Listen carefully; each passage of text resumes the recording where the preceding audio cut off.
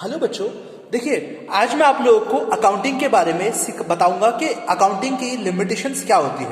हर एक चीज की अपनी अपनी एक अच्छाई होती है और हर एक चीज की अपनी अपनी एक प्रॉफिट होते हैं, यानी कि एडवांटेजेस होते हैं। ऑलरेडी हम लोगों ने इसके अंदर एडवांटेजेस के बारे में डिस्कस कर लिया था। आज हम लोग डिस्कस करने जा रहे हैं इसके अकाउंटेंसी की लिमिटेशंस। अब लिमिटेशंस क्या होती हैं? ये जो होता है ना, सबसे पहले जो होता है वो है not exactly exact, not fully exact, है ना। इसमें क्या होता है, इसमें जो भी कोई डेटा होता है ना वो एग्जैक्ट नहीं होता है। कभी कभार ऐसा भी होता है हमें अकाउंटेंसी के अंदर कोई अकाउंट ट्रांजेक्शन से होते हैं ना, वो हम लोगों को एस्टिमेट करने पड़ते हैं। ठीक है, वो हम लोगों को क्या करने पड़ते हैं? एस्टिमेट करने पड़ते हैं। कभी कभी रिकॉर्ड्स ऐसे होते हैं ना जो हम लोगों को एस्टिमेट करने पड़ते हैं। तो यही चीजें जो होती हैं वो होती है लिमिटेशंस के अंदर आता है। अब देखिए, अब इसको मैं एक एग्जांपल के थ्रू समझाऊंगा। राहुल है, ये एक जनरल क्लर्क है। ये अपनी एंट्री करता है। इसको पता है कि यार आज मुझे मेरे अकाउंट के अंदर, मेरे गोडाउन के अंदर 10,000 रुपीज का माल आ गया। ठीक है ना, मेरे गोडाउन के अंदर 10,000 रुपीज का गुड्स आ गया। अब वो जैसे ही वो गुड्स आया, तो गुड्स आने के बाद उसने जो अकाउंट के अंदर एंट्री करी, वो एंट्री करी होगी 10,000 रुपीज की। लेकिन वो जो गुड्स था वो 11,000 का आ गया, सपोज करिए। ठीक है, तो वो उसको राउंड ऑफ, सपोज करिए 11,000 ही बोलूंगा, कि वो जो उसने जो गुड्स था वो अराउंड आ गया था 10,599। ठीक है ना। अभी इतना ये अमाउंट आ गया, तो वो अराउंड इसको एडिट करके ये एस्टिमेट लगा देगा कि जो अमाउंट था वो आ गया था 10,600 का। ठीक है, तो ये एस्टिमेशन होता है। ये छोटा सा एग्जांपल दिया है मैंने। ठीक है, एस्टिमेशन जो थे वो बहुत ज्यादा बड़े बड़े लेवल पर भी एस्टिमेट करे जाते हैं, और ये इसीलिए हम लोग इसी को बोलते हैं कि ये अकाउंटेंसी जो है वो फुल्ली एग्जैक्ट नहीं होती है। ठीक है, इसीलिए हम लोग ये कह सकते हैं कि ये जो होती है अकाउंटेंसी, ये थोड़ी बहुत एस्टिमेट करके भी इसको हम लोग करते हैं। कभी कभार ऐसा होता है, ये आप लोग अभी आगे जब बढ़ेंगे, ठीक है, 11वीं क्लास के अंदर जब हम लोग आगे आने वाली क्लासेस के अंदर हम देखेंगे तो इसके अंदर एक अकाउंट खोला जाता है। वो अकाउंट होता है सस्पेंस अकाउंट का। सस्पेंस अकाउंट को किस तरीके से अकाउंट करते हैं, कभी कभार हम लोगों से कोई गलतियां हो जाती है, तो उसको अकाउंट को एस्टिमेट करने के लिए, फुल्ली एग्जैक्ट करने के लिए, बराबर करने के लिए एक अकाउंट खोला जाता है। वो होता है सस्पेंस अकाउंट। वो सस्पेंस अकाउंट भी हम लोग अभी आगे आने वाले क्लासेस के अंदर देखेंगे। ठीक है बच्चों, अभी हम लोग इसके लिमिटेशन की बात करते हैं। सेकेंड लिमिटेशन जो है वो लिमिटेशन है इग्नोर प्राइस लेवल। अब देखिए, ये इग्नोर करते हैं प्राइस लेवल को। अब ये इग्नोर कैसे करते हैं हम लोग प्राइस लेवल को? जैसे कि आप लोगों को एक एग्जांपल बिल्कुल ध्यान से देखिएगा। हम लोगों ने एक बिल्डिंग परचेज करी जिसकी वैल्यू है 10 लाख रुपीस। ठीक है, जिसकी वैल्यू है 10 लाख रुपीस। अब ये 10 लाख रुपीस मैंने 2018 के अंदर मैंने परचेज करी थी, जिसकी वैल्यू थी 10 लाख रुपीस। अब 2018 चला गया, जिसके अंदर 2019 के अंदर इसकी मार्क वैल्यू हो गई 11 लाख। फिर आगे बढ़े, फिर इसकी मार्क वैल्यू हो गई 13 लाख, फिर 18 लाख। ठीक है, इसकी मार्क वैल्यू हर साल चेंज होती चली गई। ठीक है, तो हम लोग इसको जो वैल्यू होती है ना, इसकी जो प्राइस लेवल है, वो इसका प्राइस लेवल क्या होगा? 10 लाख। हमारे पास सिर्फ और सिर्फ 10 लाख के ही अमाउंट हम लोग इसको काउंट स्टेटमेंट में, ट्रांजेक्शन में लिखेंगे। ठीक है, एक एग्जांपल और समझिए कि सपोज करिए हमारे पेरेंट्स ने एक हमारे लिए लैंड लेके रख दिया। ठीक है ना, एक एग्जांपल है। ठीक है, इसको समझिएगा, इसको अपने बुक से रिलेट करिएगा, अकाउंट से। जैसे कि हम लोगों ने क्या करा, एक परचेज कर दी, एक लैंड परचेज करी मम्मा पापा ने। ठीक है, हमारे पेरेंट्स ने। वो लैंड को परचेज करने के बाद हम लोग ये देखते हैं कि वो लैंड खरीदी हम लोगों ने 4 लाख रुपीज की।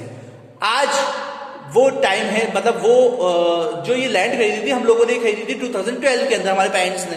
आज उसकी अराउंड अराउंड उसकी जो कीमत होगी, ठीक है ना, उसकी जो मार्क वैल्यू होगी वो होगी 20 लाख रुपीस, ठीक है, एक एस्टिमेट बता रहा हूं मैं आपको। तो ये जो ट्रांजेक्शन हो रहा है तो हम लोगों को जो रिकॉर्ड करी जाती है ना, वो एक्चुअल जो प्राइस है 10 लाख रुपीस वही रिकॉर्ड करी जाएगी हमेशा, ठीक है। तो इसलिए हम लोग कह सकते हैं कि अकाउंटेंसी के अंदर प्राइस लेवल जो भी चेंज होता रहता है उसको इग्नोर करा जाता है।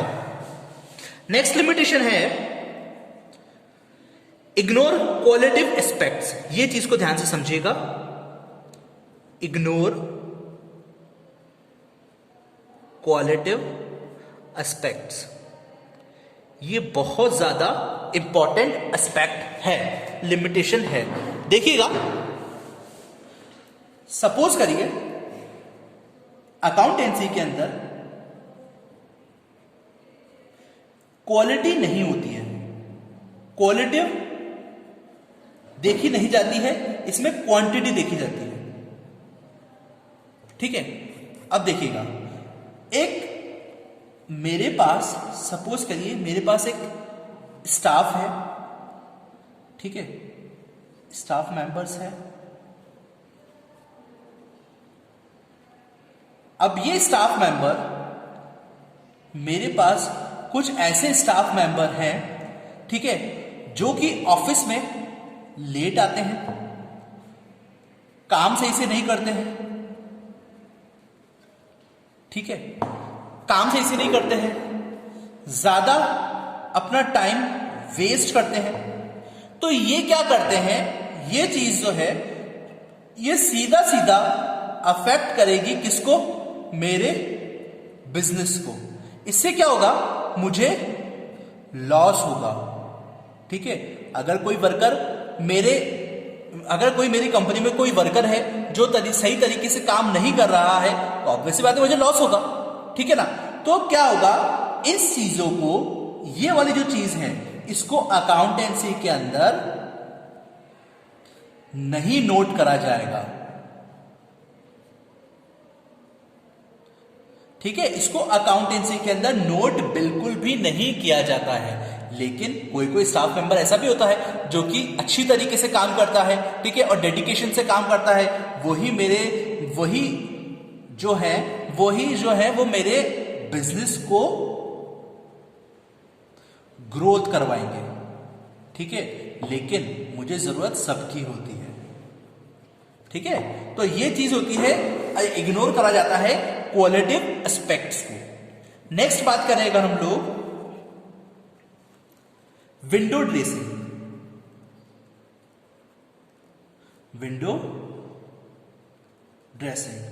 अब ये विंडो ड्रेसिंग क्या होता है, ठीक है। अब विंडो ड्रेसिंग का मतलब ये हो गया कि, हाँ, तो विंडो ड्रेसिंग की हम लोग बात कर रहे हैं। विंडो ड्रेसिंग ऐसी चीज होती है, एक ऐसी लिमिटेशन होते हैं जो कि हम लोग हमारे बिजनेस के अंदर बहुत सारी ऐसी चीजें होती हैं जो कि हमारे बिजनेस को ग्रोथ करने के लिए हम लोग करते हैं। जैसे कि हम लोगों को एक एग्जांपल के थ्रू समझिएगा, हमारा बिजनेस है, ठीक है, इस बिजनेस को मुझे और आगे बढ़ाना है तो मुझे क्या चीज चाहिए होती है, लोन चाहिए होगा, ठीक है। अब अगर मुझे ये लोन चाहिए, ठीक है, तो मैं क्या करूंगा, सीधे किसके पास जाऊंगा, बैंक के पास। बैंक क्या बोलेगा, मेरा अकाउंट स्टेटमेंट मांगेगा, ठीक है, बैंक मेरा अकाउंट स्टेटमेंट मांगेगा। अब ये अकाउंट स्टेटमेंट मांगने के लिए मुझे सीधा सीधा अपना जो अकाउंट स्टेटमेंट है उसको प्रॉफिट दिखाना पड़ेगा, ठीक है ना। भले मुझे लॉस हो रहा हो, लेकिन मैं अपने बिजनेस को बढ़ाने के लिए, लोन लेने के लिए बैंक से मैं क्या करूंगा, बैंक से झूठ बोलूंगा कि मुझे क्या चाहिए, मेरा जो प्रॉफिट है बहुत ज्यादा है, ठीक है ना, तो मुझे और ज्यादा लोन दे दीजिए। बैंक उसी को ही ज्यादा प्रेफरेंस देता है लोन देने के लिए जो प्रॉफिट में हो, ठीक है ना। ऐसा नहीं हुआ कि बैंक है ना, कोई लॉस वाले में कोई कंपनी चल रही होगी तो वो जाके उसको लोन दे देगा, ऐसा नहीं होता है। तो प्रॉफिट वाले को ही बैंक जो है वो लोन ज्यादा देगा, ठीक है। तो ये बहुत ज्यादा जरूरी है कि विंडो ड्रेसिंग के अंदर जो है हम लोग हमारे रिकॉर्ड्स को, ट्रांजेक्शन्स को, हमारे अकाउंट स्टेटमेंट को ज्यादा से बहुत ज्यादा मैन्युपुलेट करते हैं, ठीक है ना। मैन्युपुलेट करने का काम करता है, इसी सीधे से सिंपल होता है। विंडो ड्रेसिंग को हम लोग एक दूसरा सिनोनिम भी होता है जिसे हम लोग बोलते हैं मैन्युपुलेट करना, ठीक है ना। मैन्युपुलेट किया जाता है बैंक्स को, ठीक है, जिससे कि क्या करते हैं, वो बहुत ज्यादा लोन देने लगते हैं, ठीक है ना बच्चों। तो हमारा ये लिमिटेशन हम लोगों ने सीख लिया, एडवांटेजेस हम लोगों ने सीख लिया और ऑब्जेक्टिव्स हम लोगों ने सीख लिए। अब हम लोग आगे इसके एक लास्ट टॉपिक रहेगा हमारा, इसकी जो कि क्वालिटेटिव कैरेक्टरिस्टिक्स होगी, जो कि अकाउंटिंग इंफॉर्मेशन की होगी। फिर मैं आप लोगों को इसको एक पूरा का पूरा एक चार्ट के थ्रू मैं आपको एक डायग्राम में समझाऊंगा, ठीक है। वो डायग्राम में हम लोग देखेंगे कि किस तरीके से कौन कौन से क्वालिटी होती है, कैरेक्टरिस्टिक होती है अकाउंटिंग इंफॉर्मेशन की, ठीक है। तो अभी हम लोग देखते हैं इसके आगे। हाँ, तो हम लोग अब सीखेंगे अकाउंटेंसी की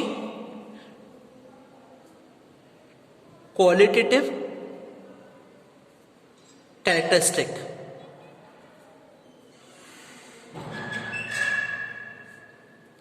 क्वालिटेटिव कैरेक्टरिस्टिक्स क्या होती है? मैंने आपको पहले ही बताया, क्वालिटेटिव कैरेक्टरिस्टिक मतलब जो भी चीज होती है इसकी सबसे पहले होती है रिलायबिलिटी। रिलायबिलिटी क्या होती है कि कोई भी अगर बिजनेस में अगर कोई भी अकाउंट वगैरह, जो भी स्टेटमेंट वगैरह होते हैं, उसके कितने ज्यादा रिलायबल हैं, ठीक है ना, ये रिलायबिलिटी के अंदर आता है। नेक्स्ट एस्पेक्ट है, नेक्स्ट कैरेक्टरिस्टिक्स है रिलीवेंस, ठीक है। नेक्स्ट है अंडरस्टैंडेबिलिटी,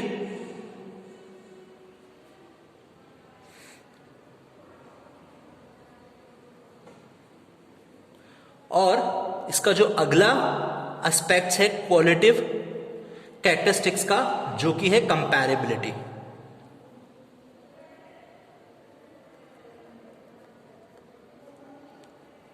ठीक है बच्चों, तो हम लोगों ने अभी तक इसके जितने भी एस्पेक्ट्स थे, क्वालिटेटिव कैरेक्टरिस्टिक्स भी हम लोगों ने इसके पढ़ लिए। एग्जाम में अगर आप लोगों के आता है तो आपको इसको पूरे अच्छे से एक्सप्लेन करना पड़ेगा, जो कि आप लोगों को अपने बुक्स में से रीड आउट करना पड़ेगा, ठीक है ना।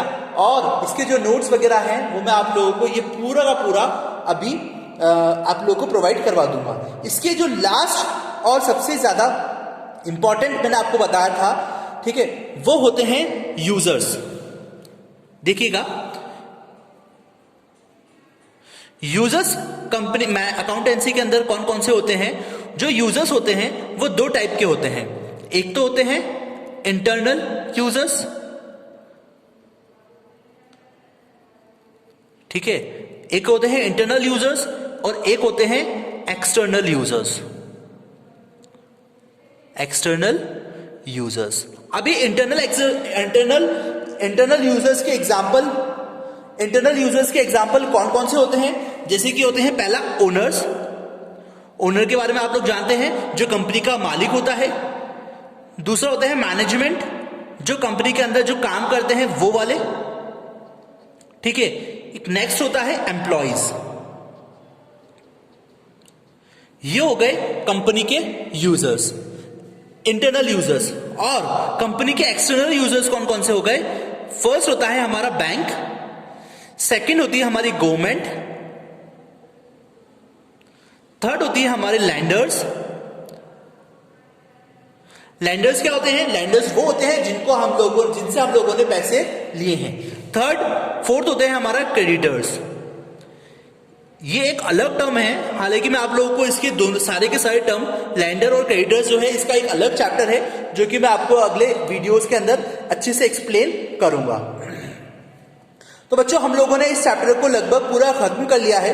अब मैं आप लोगों को नेक्स्ट वीडियो के अंदर आपको इस पूरे चैप्टर को किस तरीके से एक पूरे पेज के अंदर एक्सप्लेन करूंगा, वो आप लोग प्लीज अगले वीडियो के अंदर देखिएगा, ठीक है। तो हम लोग मिलेंगे इसके नेक्स्ट वीडियो के अंदर। तब तक के लिए पढ़ते रहिए। Thank you, have a great day.